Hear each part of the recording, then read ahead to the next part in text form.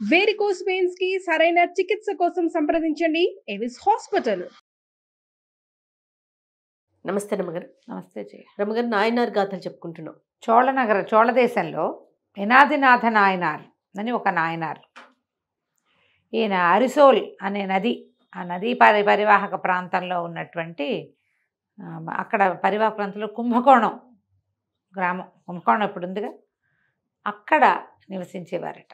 మనం ఇప్పుడు వెళ్తున్నాం కదా కుంభకోణం దేవాలయాలని.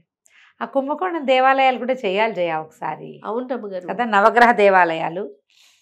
నెక్స్ట్ ఇయర్ కార్తీకం దాకా ఆగుదామా? ఈ ఏడాది మధ్యలో ఎప్పుడైనా చేసేద్దామా? చేద్దాం రమ్మగారు. సరే, చెయ్యాలి. కుంభకోణం దేవాలయాలు చాలా విశేషంగా. అవును. ఈ యనాదినాథ నాయనార్ అనే నాయనారు గౌడ కులస్తుడట. గౌడాసు మరి మన ప్రాంతాల్లో గౌడులంటే మనకు తెలిసి కలుగీత్ వాళ్ళు, అవును, అలాగే అంటారు, గవళ్ళు అంటారు మన ఊళ్ళల్లో. అవును, గౌడ అని చెప్తారు. గౌడ కులస్తులు పాతకాలంలో చేసేవాళ్ళు. ఇప్పుడు ఏం చేస్తున్నారో వాళ్ళు, ఈ కర్ణాటక అంతా కూడా గౌడ గౌడ బాగా కనపడతారు. అవును, దేవగౌడ అలా ఉన్నారా? మరి వీళ్ళు ఏం చేసేవాళ్ళు, వాళ్ళ కుల వృత్తులు ఏమిటో తెలియదు. ఇప్పుడు వృత్తిగా ఏం లేదది, ఎక్కడా లేదనుకోండి. అవును, కానీ ఈ తాటి చెట్టుకు సంబంధించిన వ్యాపార విశేషాల్లోనే వాళ్ళు ఉండటం కనపడేది. అయితే ఈ తమిళనాడులో ఉన్న గౌడ కులాల్లో వీరులు అధికంగా ఉండేవాళ్ళట. వీరాధి వీరులు ఉన్నారు గౌడస్లో. అదే మన గౌడ వాళ్ళ గౌడ ఒకటవునో కాదో కూడా మనకు సరిగ్గా తెలియదు, పేరు మాత్రమే మనకు తెలుసు. అదే అదే. అయితే ఏమైంది, ఈ యనాదినాథ నాయనారు కత్తి యుద్ధంలో అత్యంత ప్రావీణ్యత కలిగినవాడు. అసలు కత్తి తీశాడంటే అసలు చక్రమణ, అతను ఒక కత్తి తిరిగినట్టు కాకుండా ఒక చక్రం తిరిగినట్టు ఉండేదట. అంత గొప్పవాడు. రాజకుమారులకి యుద్ధ విద్య నేర్పటం, కత్తిదా యుద్ధం నేర్పించడంలో ప్రఖ్యాతుడు అతను. బాగా డబ్బులు వచ్చేవట. అయితే ఈ వచ్చే డబ్బు ఇదేంటంటే పరమ శివభక్తుడు. దారిగుండా వెళ్తున్నాడు అనుకో, ఎవరైనా పట్టవర్ధనాలు ఇవి మన విభూది కట్లు కనపడితే వాళ్ళకి ఏదైనా తీసిచ్చేవాడు. విభూది ధరించిన వాడిని గౌరవించటమే విధి అయింది. అదే, ఏం లేదు. ఎంత డబ్బు వచ్చినా శివభక్తుల కోసమే ఖర్చు పెట్టేవాడు. పరమ తీవ్ర భక్తిపరుడు. యుద్ధం చేసేటప్పుడు అవతల వాడు విభూది గుండ్ర ధరిస్తే యుద్ధం చేసేవాడు కాదు, అలాంటి వాడు. అయితే అతనికి యుద్ధాలు సాధారణంగా ఆయన దగ్గరికి రాలా. అదే, ఆయన విద్యా ప్రదర్శనలోనే ఉన్నాడు ఎక్కువగా. ఈ విద్యలు ప్రదర్శించేటప్పుడు ఏముంది, అలా ఏం ఉండదు కదా. నేర్పించేవాడు. ఎంతమందో రాజకుమారులు ఆనాటి కాలంలో దూరదేశాల నుంచి కూడా రాజకుమారులు వచ్చి ఈయనకి డబల్ ఫీజు ఇచ్చి కూడా నేర్చుకునేవాళ్ళు. రాజులు కూడా ఈ ఫలానా చోట ఎలా చేయాలి, ఇలా మీదకి వచ్చినప్పుడు అలాంటి ట్రిక్స్ కూడా ఈయన దగ్గరే నేర్చుకునేవాళ్ళు. అయితే ప్రఖ్యాతులుగా ఉన్న వాళ్ళకి ఎప్పుడూ శత్రువులు ఉంటారమ్మా.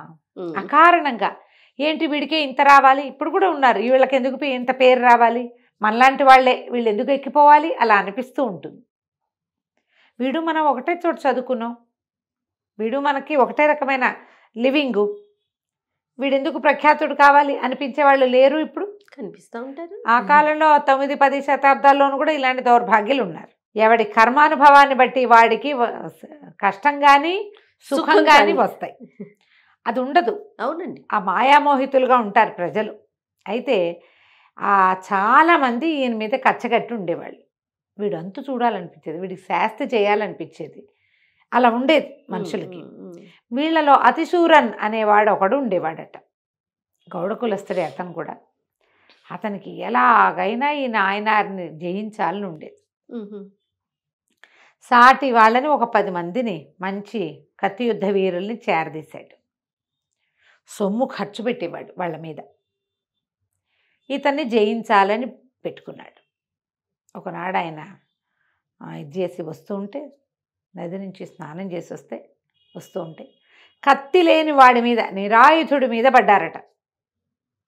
ఆయన సమీపంలో ఉన్న వెదురు పొదలోంచి ఒక గడ తీసి దాన్ని కత్తిగా వాడి 10 మందిని దొళ్ళగొట్టేశాడు. పిచ్చగా కొట్టేశాడు. కత్తిలాగానే పడుతుంది, ఆయన చేతికి పొల్లొచ్చినా అంతే, ఇంకా అది కత్తే. జనాలు కకావికలై పారిపోయారట. అందరూ చెప్పారట, ఇంకొకసారి ఇతని మీదకి మమ్మల్ని పిలవద్దు, మేము రాం నీతోటి. నీకేదైనా శత్రుత్వం ఉంటే ఇప్పుడు శత్రుత్వం లేదు, ఒట్టి పుణ్యానికి వీడంటే నాకు మంట అందుకని వీడిని కొట్టడానికి తీసుకెళ్తున్నానని చెబితే ఎవడైనా వస్తాడు? రారు కదా. ఒట్టిగా ఏం చెప్పాలి? చెడు చెప్పాలి. అంతే, ఆ వ్యక్తి మీద చెడు ప్రచారం చేయాలి. నువ్వు ఎప్పుడైనా సరే ఒకళ్ళని ఎప్పుడైనా అనాలంటే వాళ్ళు మమ్మల్ని హర్ట్ చేశారు, వాళ్ళు మమ్మల్ని ఇబ్బంది పెట్టారు, వీళ్ళైతే వాళ్ళెవరికో ఏదో చేశారు, మావి కొట్టేశారు, నా అవకాశం వీళ్ళు లాగేసుకున్నారు అని చెడు చెబితేనే ఎవరైనా మనతో చేరతారు. ఒట్టి పుణ్యానికి వీడిని చూస్తే నాకు అసూయగా ఉంది, వీడి శాస్తి చేద్దాం రండి అంటే మిగిలిన వాళ్ళని మన ఏమంటారు వాళ్ళు? ఇప్పుడు కూడా అంతే కదా జయ. అవును గారమ్మ గారు. చెడు చెప్పాలి. ఆ, ఆయన అసలు వ్యక్తిగా ఈయన దగ్గర అసలు చెడే లేదు. యనాదినాథ నాయర్ చాలా మంచివాడు యనాదినాథుడు. ఆయనకి ఒకళ్ళ జోలిగా ఏం పట్టదు. చుట్టుపక్కల పిల్లల్ని దగ్గరికి పిలిచి వాళ్ళకి కత్తి యుద్ధాలు నేర్పించేవాడు ఫ్రీగా. ఇంకేం చేస్తారు? ఈ అతిశూరని పారిపోయాడు. కొన్నాళ్ళకి తాకిన దెబ్బలన్నిటినీ మందేసుకుని మళ్ళీ యుద్ధానికి వచ్చాడు. ఇంతమందిని కాదు, ద్వంద్వ యుద్ధం చేద్దామని కాగితం రాసి పంపించాడు. ఈయన కూడా ద్వంద్వ యుద్ధాన్ని పిలిస్తే కాకూడదు. ద్వంద్వ యుద్ధం అంటే చేసి తీరాలి. ఓ సరే వచ్చాడు. ఆయన కత్తి తెచ్చుకున్నాడు, ఈయన కత్తి తెచ్చుకున్నాడు. ఈ అతిశూరను ముఖానికి ఇట్లా ఒక క్లాత్ అడ్డం పెట్టుకుని కళ్ళు ఒకటే కనపడుతుంది. ఇద్దరు యుద్ధం మొదలుపెట్టారు. ఇంకొక నిమిషంలో అతిశూరని పని అయిపోయింది. ఇతను ఏం చేశాడు? ఈ ముఖానికి అడ్డంగా ఉన్న ఆచ్ఛాదనని తొలగించేసేట. తన కత్తితో తనే తొలగించుకున్నాడు. తొలగించుకునేసరికి అతిశూరని ముఖం మీద ఇక్కడి నుంచి ఇక్కడికి ఇట్లా చక్కగా కనపడుతుంది విభూతి. అక్కడి నుంచి ఈ జబ్బల మీద వస్త్రాలు చింపేసుకున్నాడు. 2 జబ్బల మీద విభూతి, ఇక మోచేతుల దగ్గర ద్వాదశ పుండ్రాలు ధరిస్తారు కదా, జబ్బల మీద, తర్వాత మోచేతుల దగ్గర. ఎప్పుడైతే ఈ వస్త్రం తొలిగి విభూతి పుండ్రం కనపడిందో ఒక్క నిమిషం ఉంటే పేకొత్తరించే పడేదే. కత్తి వదిలేసేట. బా, శివభక్తుడి మీద కత్తి ఎట్లా ఎత్తుతాం? వీడు భక్తుడయ్యాడు. ఇప్పుడు వీడు నిన్న పెట్టుకోలేదు, ఇవాళ ఎందుకు బొట్టెట్టుకున్నాడని అడగకూడదు ఎవరు. నేను నిన్నటిదాకా వేరే వేషం వేసావు, ఇవాళ ఈ వేషం వేసావని అనకూడదు. ఇవాళ వాడు బొట్టు పెట్టుకుంటే వాడు భక్తుడు అయిపోయినట్టు, భగవంతుని అనుగ్రహం లభించింది వాడికి. వీడు ముందు యుద్ధం చేసినప్పుడు వాడికి విభూతి పిండికట్లేం లేవు, ఇప్పుడున్నాయి. బ్రహ్మాండంగా పెట్టుకున్నాడు, ద్వాదశ పుండ్రాలు ధరించున్నాడు. విభూతి భస్మధారణ చేస్తే ఎవడు భస్మధారణ చేస్తాడో వాడు భగవంతుని వాడు అయిపోయినట్టే. కత్తి వదిలేశాడు ఈయన. కానీ అతిశూరను ఒప్పుకో ఇజ్జయిల. ఆ కత్తి తీసి తన కత్తితోటి ఈయన్ని పొడిచేశాడు. యనాథనాథ నాయర్ని డొక్కలో పొడిచేశాడు. పోటు వెనకాల పోటు పడేసరికి శివ శివ శివ శివ అంటూ పరమేశ్వరుడే కొట్టినట్టుగా భావించి దెబ్బలు తీసుకున్నట్టు. మరి బొట్టు పెట్టుకున్నవాడు సాక్షాత్ శివుడు. శివుడే 4 పోట్లతోటి శివ అంటూనే ప్రాణం వదిలేశాడు. అతిశూరను అవతలవాడు తిరగబడకుండా దెబ్బలు తింటాం అనేది ఒకటి ఉంది చూడు, అది మనం జీర్ణించుకోలేము.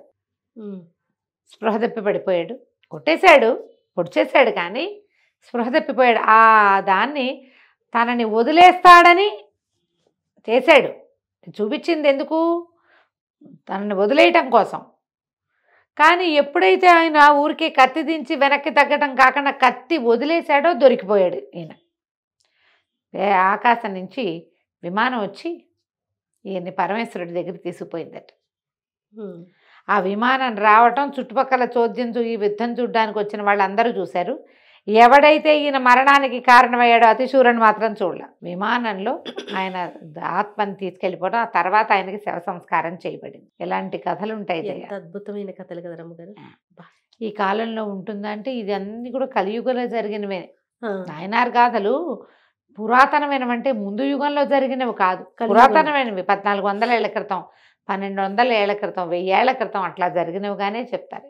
ఇది ఇంచుమించుగా 9వ శతాబ్దంలో జరిగిన కథగా చెప్తారు. యనాదినాథయ్య అన్నద ఆ ప్రాంతంలో ఇప్పటికీ కూడా ఆయన పేరుతోటి అర్చన జరుగుతుందట. ఇప్పటికీ జరుగుతుందంటారు. కథ కంచికి మనం ఇంటికి. అద్భుతమైన కథ అండి. నమస్తే. నమస్తే జయ.